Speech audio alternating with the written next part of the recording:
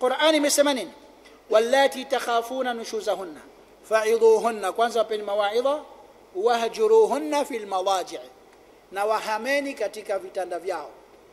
Njia ya pili, hatua ya tatu, ataruhusiwa sasa kumtia adabu kwa kumpiga kipigo kitakachokuwa hakimtii dosari katika mwili wake, ghaira mubarrih, kipigo kitakachokuwa hakileti athari katika mwili wake. Ai la yaksiru azman, asije akavunja kiungo.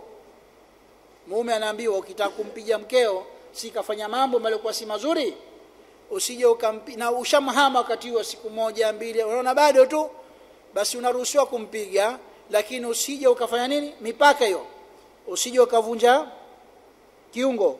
Au yajrahu lahman, au akaja akamfanyia majeraha katika ngozi na nyama yake, akaacha alama, akamchana chana, haitakiwi. Akachukua bakora akampiga mpaka zikatoa alama, haitakiwi. Wala yunhiru daman,